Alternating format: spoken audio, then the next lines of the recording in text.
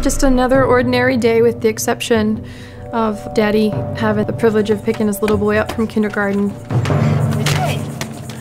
And he came running up to the door, and I went over to meet them. Like I always do when I do pick him up, we just give all the materials to my wife, Tanya. So Dave handed me Jake's things. I looked at what Jake had brought home. It wasn't just his book bag, it was also another book bag. What I read on the front of the book bag, I was a little perplexed by. I took Jake's belongings on into the kitchen, took a closer look at the additional thing that Jacob had brought home. Tanya got into this book bag and called me over to show me what one of the books was. Dave, where'd you get this? Jake had it at school. Why? Jake, honey, who gave this to you? Miss Johnson. I'm realizing this material has somehow been deemed appropriate to even be placed in my 5-year-old's hands. What in the world? It was a book meant to introduce and normalize homosexuality. This is about introducing to my child sexuality issues at a very early age. And they teach this in kindergarten? Even before he's introduced by his parents. He's just a child, Dave. I just could not believe that they were doing this in kindergarten. And I was worried. I didn't know what other discussions had taken place. What else are they doing in that school? We decided to email the teacher. Hey, Tanya, can you read this and tell me what you think?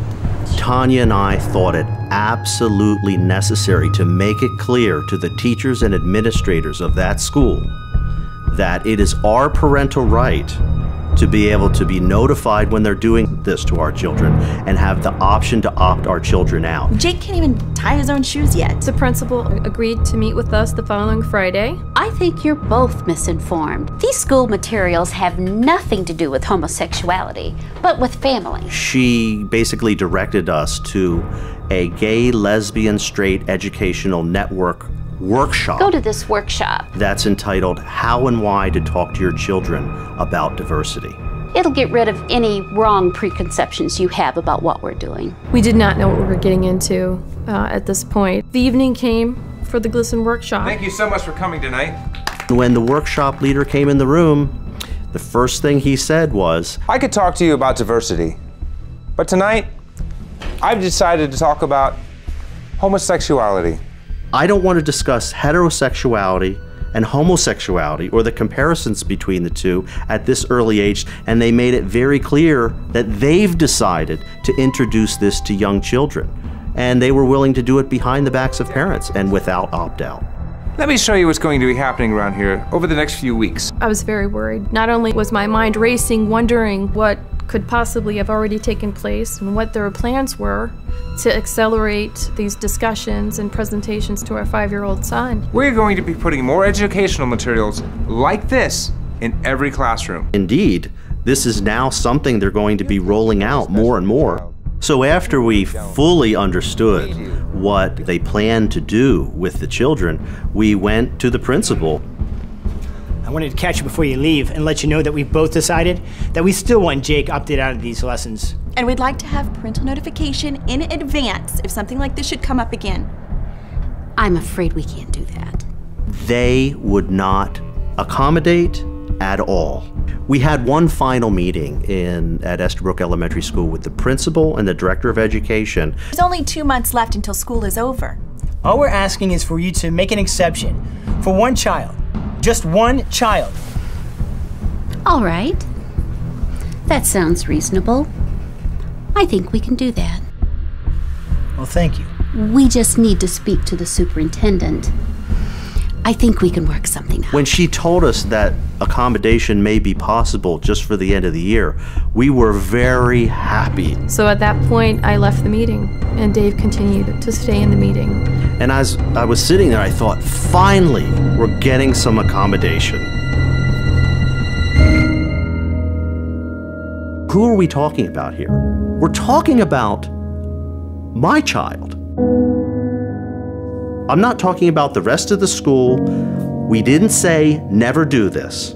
We said when you do it, as they stated they would, notify us first, and we want the option to opt out if we don't think he's ready for that.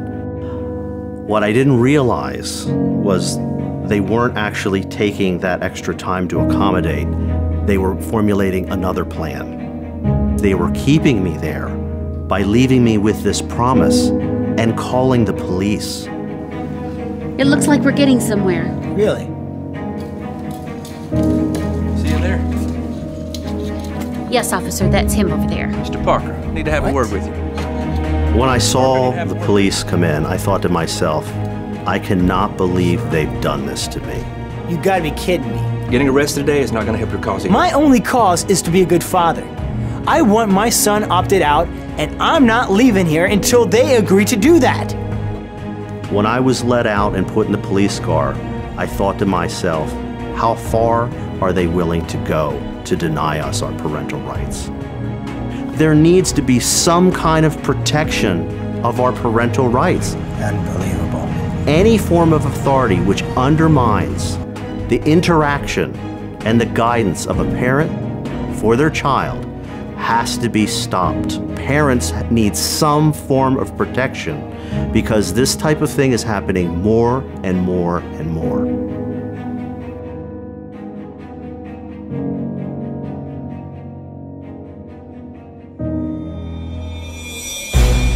If you think the David Parker case is an isolated incident, you try it. If you have a child in public school, you go down and make your voice be heard and see what happens. There has been a slow degradation of parental rights. They have slowly dictated that they have more control within the schools than you do within the home. The way this has come about is this idea that once a child is dropped off at a school, they enter the doors of that school, that then the parental rights evaporate. And that parent has no say over what their child will be taught, what their child will be exposed to. What we've seen over the last 40 to 50 years is continual legislative and judicial overreach going into areas that we never thought they would reach into. The government has a role, but it's not the role of a partner.